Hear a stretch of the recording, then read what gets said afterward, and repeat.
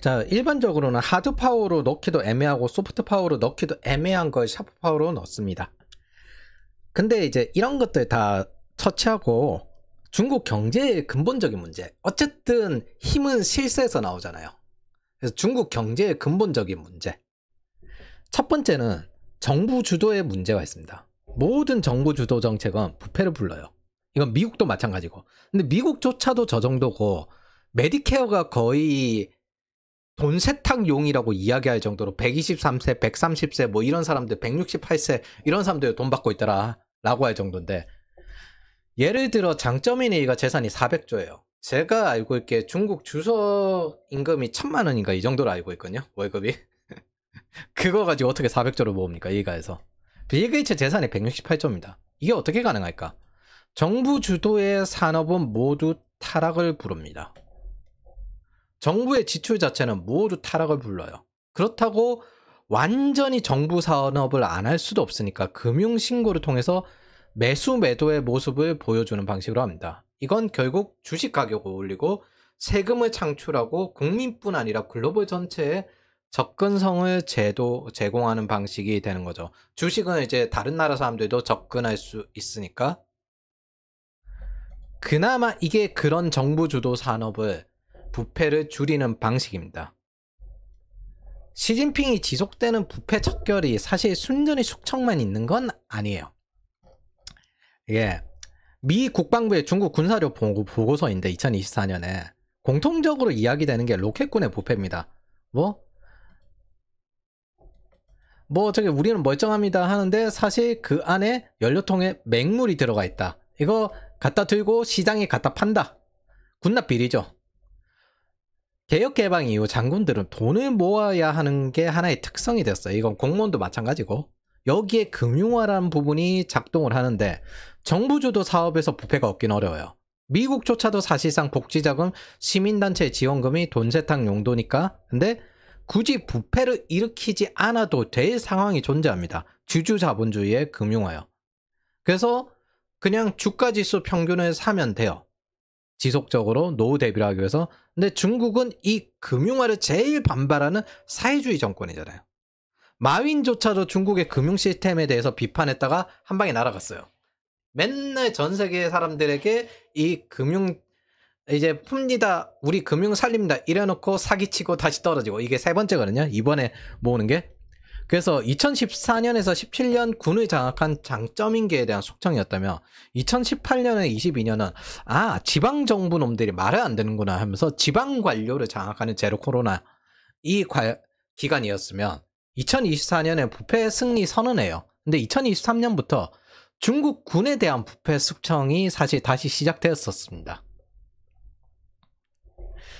이거 하는 이유가 뭐다? 너무 부패가 심해서 가짜 군사력이 있다.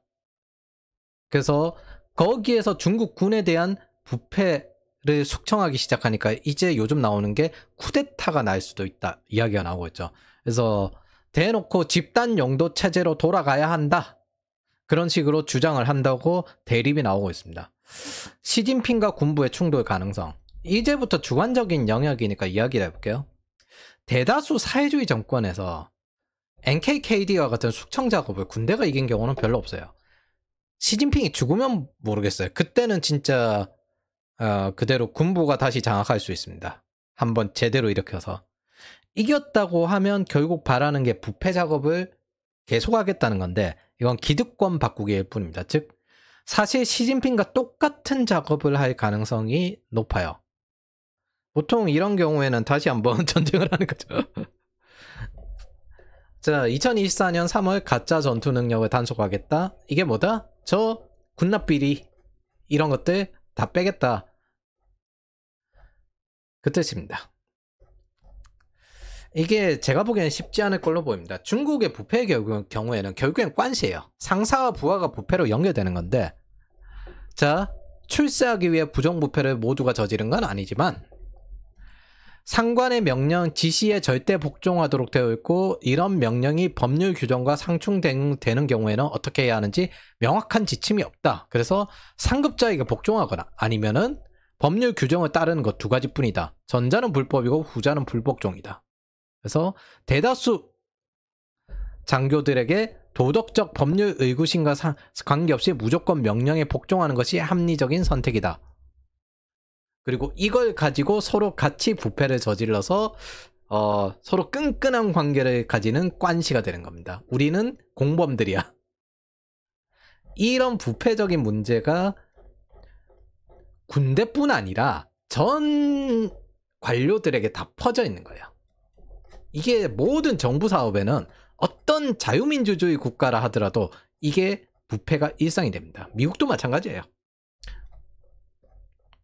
두 번째, 정부 주도한 만큼 민간 시장은 축소된다고 이전에 이야기했어요. 즉 바꿔 이야기하면 생태계가 없습니다. 정부 지원층은 독점 구조를 만든다고 하는데 이게 생태계 전체에 위험이 된다고 하잖아요. 사실 지금은 이제 트럼프가 관세 전쟁하는 것도 중국과 싸우기 위해서 하는 거기도 하지만은 그렇게 해서 세계 경제를 떨어뜨리면 중국은 저 과잉 생산이 더 어려워지거든요. 팔 데가 점점 더 없으니까 재고는 점점 늘어나고 그게 스스로 공황을 일으키게 만드는 건데 자기네들이 말했던 공황을 자유민주주의 국가에서 만드네요. 어쨌든 저렇게 공황 상태가 되어버리는데 저게 지속이 되면 미국 안에서도 독점 구조가 만들어집니다. 이거는 지속적으로 확인을 했던 거예요. 그래서 전편에서도 이야기했듯이 정부 지원은 민간 시장 규모를 축소시키고 중국의 샹디센에 관련된 게 있어요. 엔비디아 잡겠다고. 그런데 여기에 뭐 가짜 엔비디아, 쉽게 말하면 영국 거 가져와가지고 택가리 한 거, 요걸 가지고 중국 정부의 지원금을 여러 가지 받는 스타트업인데 이 GPU를 활용할 수 있는 생태계도 조성돼 있지 않다. 뭐 어디에 쓸 수가 없다는 거잖아요. 제품을 만들어봐야 시장이 없기 때문에 생태계가 없습니다. 결국 정부에서 시킨 거 계획대로 모듈처럼 짜맞추는 것밖에 없는데 그게 얼마나 발전 가능성이 있겠습니까? 시장에서 테스트 해볼 수가 없는데 미국은 테스트 다 한 걸 가지고 정부에서 이제 골라 쓰거든요. 이게 안 되는 거예요. 그리고 자체 개발 공헌도 거짓. 결국 정부 돈 받으려고 거짓말했다는 거잖아요. 세 번째, 금융화되지 않은 부동산 시장이 문제인데 우리나라랑 비슷해요. 부동산은 이제 LGFV 이거 중국 성급 지방 부동산 사업과 국가 프로젝트 요 두 가지에 연결되어 있습니다. 근데 어느 쪽을 하든 지방 유지들의 돈놀이 재산 불리기 사업이죠. 한국도 마찬가지고 공원 짓고 지방 축제하지만 사실 재정 자립도 떨어지는 지방들의 쇼입니다.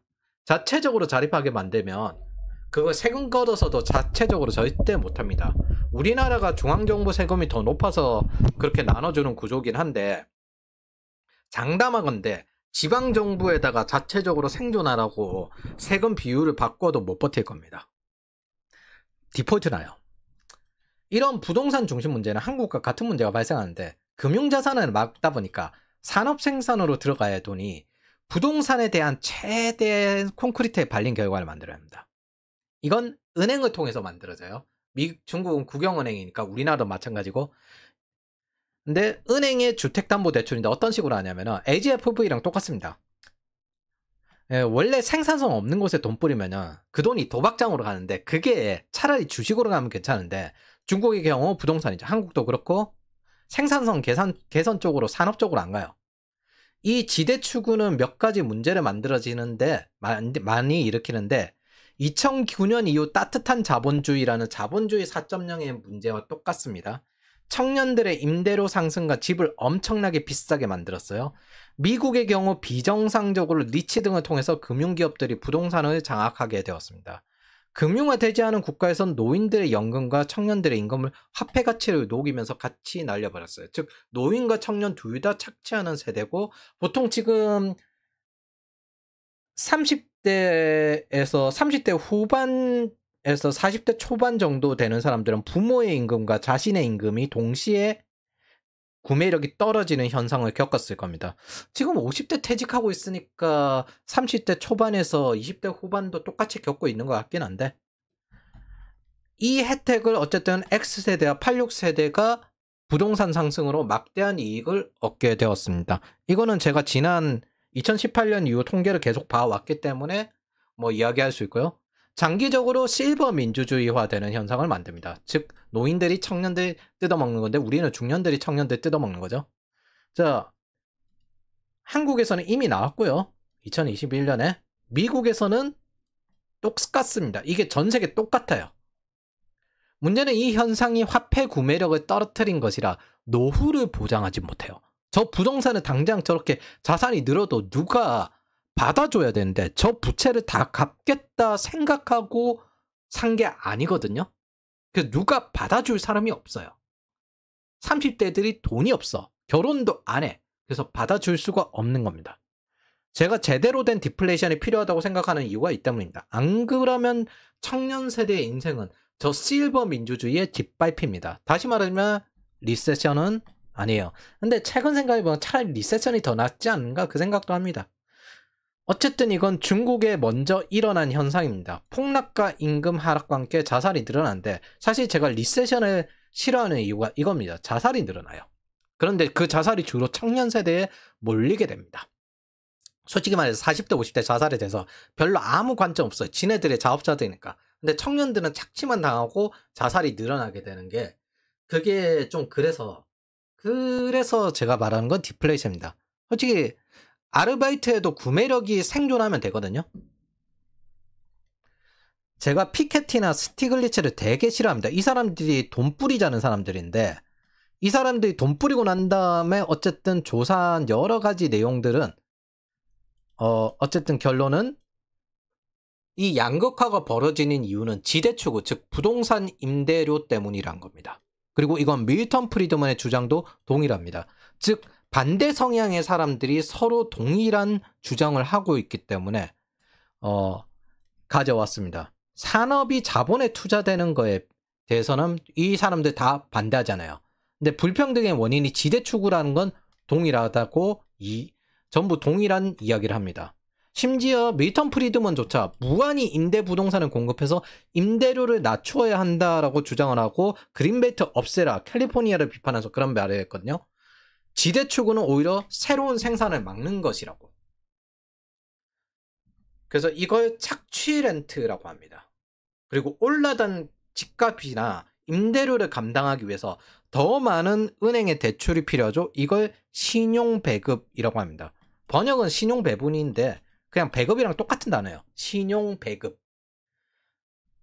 이런 구조를 따라요. 정부 지출로 인플레이션이 나요. 그럼 시중의 통화량이 늘어나니까 실물 자산인 부동산 가격이 오릅니다. 사실 돈이 녹은 거죠. 부동산 가격이 오른 게 아니라. 똑같아요. 중국의 LGFV 하는 방식이랑 같은데 오른 가격을 담보로 대출을 받아요. 이 부동산 오른 걸 가지고. 그래서 인플레이션을 일으키고 개인에게는 일반적으로 어떤 식이 되면 부동산 갈아타기로 넘어갑니다. 한국의 X세대 이상 사람들은 전부 이렇게 불을 쌓았어요. 부동산 갈아타기로. 그러면 그 대출로 부동산을 팔았든 시장에 화폐가 많았든 더 많은 저축을 해서 부동산 살 돈을 모아야 저 부동산을 살 수가 있습니다. 이때 은행 기반의 국가라면 금융이 은행화만 되어 있는 경우라면 은행에 더 많은 저축이 쌓입니다. 이걸 초과 저축이라고 해요. 이 때문에 은행은 돈을 더 빌려줘야 됩니다. 이걸 실질금리가 떨어진다고 해요. 반면 금융기관 중심이면 금융기관에 더 많은 투자금이 쌓여서 부동산을 매수할 수 있게 됩니다. 즉 이게 리츠가 됩니다. 우리는 어느 정도 중간 정도 수준이기 때문에 초과 저축 플러스 그 부동산 P 이걸로 들어갔죠. PF. 한국에서도 이 현상이 나타났고 그리고 한국도 이 모건 스탠리나 이런 곳들이 이제 임대 부동산 하려고 들어오기 시작을 했습니다. 글로벌 자금이. 우리나라는 특히나 이게 심할 수밖에 없는 게 우리나라는 진짜 저축 세게 하는 나라예요. 특징이. 뭐 과소비한다? 진짜 저축 세게 하는 나라입니다. 우리나라는. 어느 나라도 우리나라만큼 저축을 세게 하는 나라가 없어요. 특히 돈 제일 많이 쓰는 세대가 X세대거든요. 근데 그 밑에 M세대나 Z세대는 부모 세대가 워낙 아끼던 습관이 그대로 전달이 돼서 저축을 여전히 빡세게 합니다. 이때 연령별 계층이 또 달라져요. 부동산을 소유한 계층은 당연히 큰 이익을 얻죠. 그게 지금 현재 중년 세대들. 청년 세대들은 높은 임대료로 자산을 못 모으고 부동산을 사기 위해서 더 많은 비용을 지불해야 합니다. 이거 내가 이거 안 넣었네. 인플레이션이 나잖아요. 인플레이션이 나면은 부동산을 더 공포 매수하게 됩니다. 요거는 이제 제가 나중에 추가해 놓겠습니다. 이때 가장 많은 대출을 받을 수 있는 사람은 누굴까? 신용도가 높은 부자들이 더욱 대출을 받을 수 있죠. 그럼 부동산 가격 올랐으니까 그 비싼 부동산을 담보로 또 빌릴 수 있습니다. 이 부동산에 따라 부동산 가격이 오르나 오르지 않은 지역 부동산은 떨어집니다. 양극화가 되는 거예요. 예를 들어 지방 부동산은 떨어지고 강남 부동산은 오르고 이런 구조가 됩니다. 한국에서 이걸 갚지 못하면 전세 사기가 되고요. 은행까지 위기가 넘어가면 이제 미국에 일어났던 서브프라임이 됩니다. 가장 좋은 건 정부가 지출을 줄이는 거예요. 복지자금이니 이런 정부 사업이니 지방 사업이니 이런 거 줄여버린 거예요. 정부 매입으로 그리고 낮은 임대료를 계속 제공해서 산업 생산으로 돈이 들어가게끔 하는 겁니다. 그런데 이건 많은 정치적 이슈를 일으킵니다. 아동수당을 줄이면요. 부동산을 보유한 중년들에게 반발을 일으킵니다. 이들은 보편복지를 바라요. 취약계층의 복지가 아니라 보편복지를 바랍니다. 대학이 기숙사 만드는 것도 반발하는데 임대형 부동산을 정부가 제공하는 건 어마어마하게 반발하겠죠. 청년용 특례 대출로도 많은 반발을 일으켰고요. 한국의 경우 40, 50대가 갈아타야 할 싼 부동산을 이 신혼부부가 얻었기 때문에 이번에 특례 대출에서 굉장히 반발을 일으켰죠. 갈아타기나 하락장에서 한 달 안에 해야 되는데 그걸 깨버렸으니까. 임대용 부동산 사업자가 되려는 중년 이후 사람들에게도 반발을 일으킵니다. 이거 사실 보수 쪽에서 부동산 하락을 최대한 막으려는 이유 자체가 저게 터져버리면은 은행 시스템까지 스트레스 문제가 굉장히 커져버립니다. 그런데 제가 이번에 선거 지고 난 다음에 한번 제대로 리세션 필요하다는 생각을 제대로 했어요. 이제 니들 나라야. 우리나라 아니야. 공동체라는 게 솔직히 유지가 안 되잖아요. 더 이상.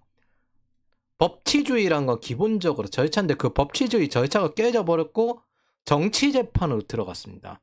이거는 그 나라가 존재하는 미션이 없어졌다는 겁니다. 애초에 지금 상태도 번영을 약속할 수 없는 국가 상태인데 국가가 존재하는 미션은 번영, 안전, 그리고 법치주의 이런 것들인데 이것들이 지금 현재 이 대한민국이란 국가에서 약속할 수 없는 상태가 되었습니다. 특히 청년들에게. 이 경우에는 그냥 한번 무너뜨린 게 맞습니다. 자, 보십시오. 취약층만 지급하겠다. 이거에 대해서 보편복지를 바라는 사람들에겐 대단히 불만이죠. 이거 25만 원이랑 똑같아요. 전 국민에게 기본소득제 하겠다라는 이유도 똑같이 부동산을 올리려는 거예요. 그러면 나라 망하지 않나요? 여러분, 사회주의의 목적은 있잖아요. 자유민주주의와 자본주의를 깨는 겁니다. 장기적으로는 국가를 전 세계적으로 없애버리면은 공산주의화가 되어서 계급이 소멸한다. 국가와 계급이 동시에 소멸한다. 그걸 목적으로 하기 때문에 국가가 없어지는 게 최종적인 목표예요. 그리고 청년 임대주택 이런 거 있으면 안 된다. 옛날에는 연대 기숙사 확장한다도 반대했어요. 청년 대출 뭐 이거에 대해서 엄청 반발하고. 왜? 청년들이 집 사면 안 되니까. 자기네들 지지층은 중년들이니까. 그리고 임대주택 빌라를 열심히 정부가 매입하겠다. 이게 전세 사기 빌라 주택들이거든요. 매입하겠다니까 빌라 팔이가 안 되잖아요. 그러니 빌라 부동산 컨설팅 하는 사람들에겐 대단히 불만이죠. 이 과정에서 서로 제시하는 방법이 달라요. 스티글리츠는 정부 돈을 계속 뿌려야 된다 라는 사람이어서 금융화를 반대합니다. 정부 주도 경제가 되길 바라는데 거기에 금융화가 최대한 발목을 잡거든요. 밀턴 프리드먼은 통화량을 관리하고 임대 부동산을 계속 공급하길 바래요. 실제로 서브프라임을 만든 클링턴의 전국민 집갖기 정책은 밀턴 프리드먼이 반대했던 정책입니다. 집을 갖게 하려는 게 아니라 임대 부동산을 공급하라는 겁니다. 그게 뭐든 우리가 국가 정책을 결정할 수는 없죠. 대신 이 글을 보는 여러분들에게 묻고 싶습니다. 여러분들은 디플레이션이나 리세션이 나도 2, 3년 정도 버티면 되돌아올 수 있어요. 그럼에도 불구하고 회사에서 꼰대적이고 가짜 노동이 일상적이고 착취 렌트와 신용 배급을 받으면서 저 사람들에게 밑에서 받치면서 살고 싶습니까? 경제가 이 상태에서 인플레이션이고 성장해야 된다고 짓거리면서 통합을 떠드는 소리는 이걸 계속 유지한 상태에서 가자는 겁니다. 거기에 연금은 약탈적으로 통과되었고요. 이건 좌우 없이 세대 자체가 문제예요. 저 세대 자체를 몰락시켜야 됩니다. 우파는 부동산이 떨어지지 않길 바라요. 좌파는 부동산이 오르길 바라요. 우파는 부동산이 떨어지지 않은 상태에서 부동산을 추가로 계속 공급하길 바라고요. 그 상태에서 청년들의 임금이 오르길 바랍니다. 좌파는 부동산이 계속 오르고 청년들의 부동산이 없어지면서 장기적으로 사회주의와 배급견이 되길 바랍니다. 저는 양쪽 다 조져야 되겠습니다. 원인은 무조건 한 가지입니다. 무한의 정부 지출입니다. 지속할 수가 없어요. 미래 세대 문제는 저걸 여러분들이 갚는다는 겁니다.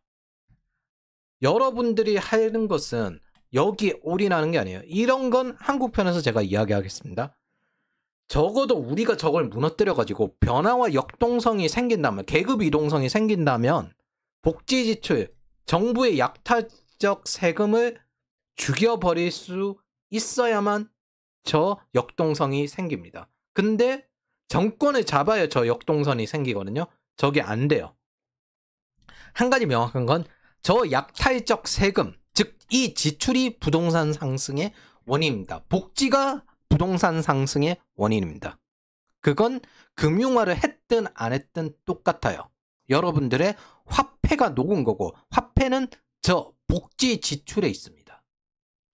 자, 인플레이션으로 패닉바잉 영끌을 만드는 거에 관해서 한국은행이 분석한 건 공유했습니다. 근데 이게 원래 부동산이나 환율 넘어가는 거랑 똑같아요. 이게 자기조직화라고 하거든요.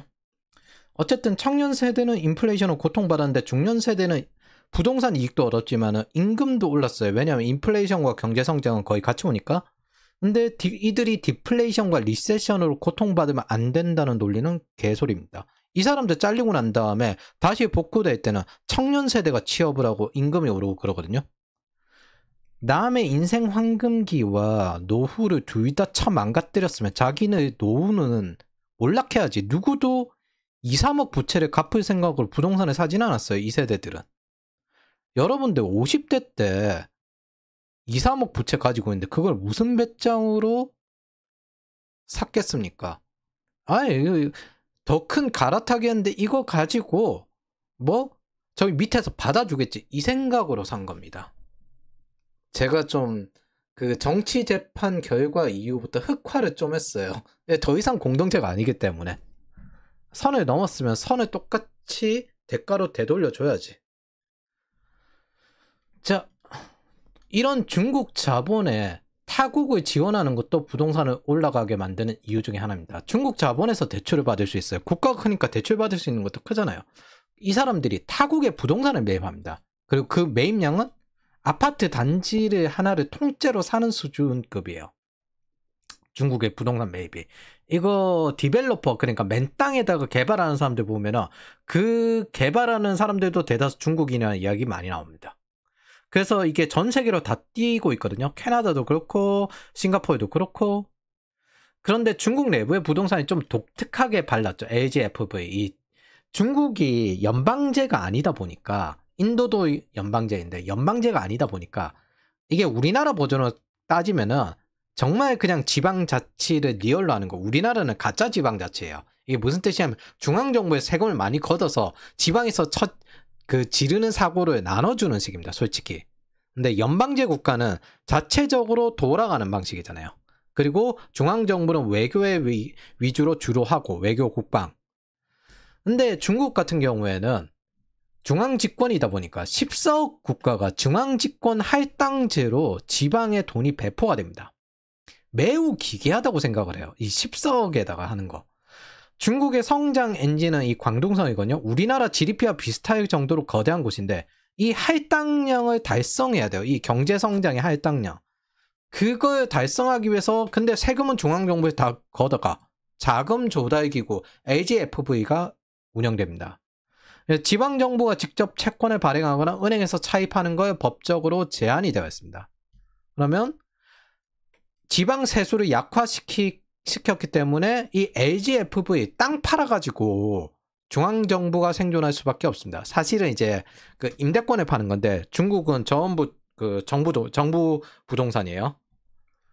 그래서 정부 경제 성과에 맞춰서 달성하라는 거 그걸로 채우는 겁니다.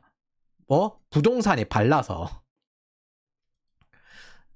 그러면 이후 중앙정부가 예산을 할당하는 걸로 끝나는 게 아니라 자금 분배, 집행감독, 성과평가까지 이루어지기 때문에 제가 그래서 중국의 정치 경제 거버넌스를 이야기하는 겁니다. 이게 성공을 하고 잘하면은 중앙정부로 올라가는 거예요. 그 지역 당 서기가. 그럼 거기서 이제 예산 타내기로 싸우는 겁니다. 중앙정부 예산 받기로. 이게 숙청정치와 연결이 됩니다.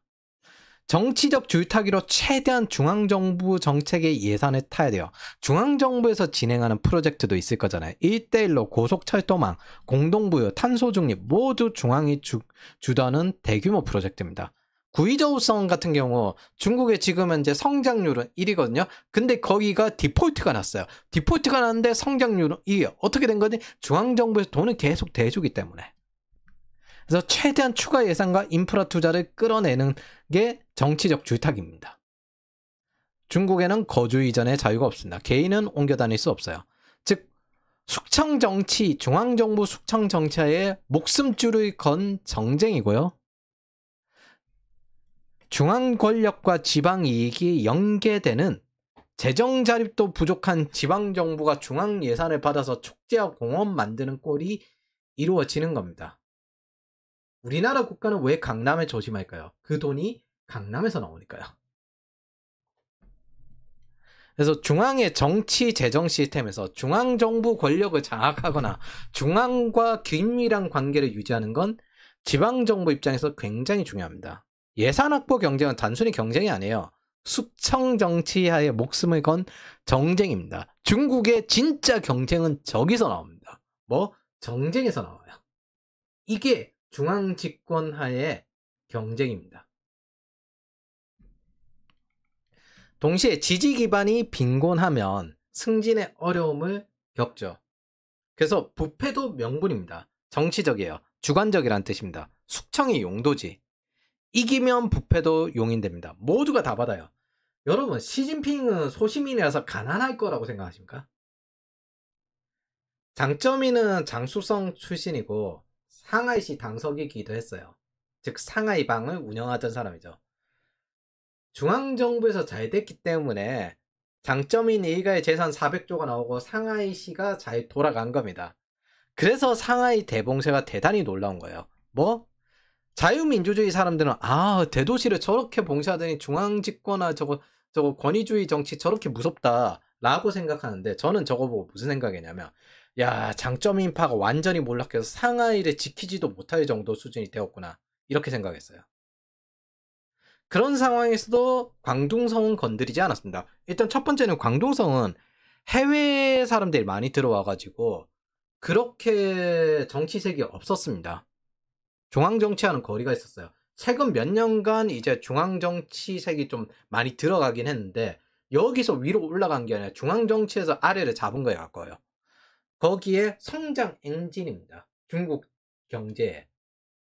인구 밀도가 1위, 2위 도시가 광둥성에 있거든요. 3위가 상하이예요. 근데 인구 밀도 3위인 상하이에서 대봉쇄가 일어납니다. 그거 생각을 해보면은 장쩌민파가 완전히 몰락을 했구나. 이걸 알 수 있는 거죠. 사실상 실버 민주주의 희생양은 중국도 포함된 전 세계적 현상이에요. 그 결과 계급 이동성이 특히 떨어진 거죠.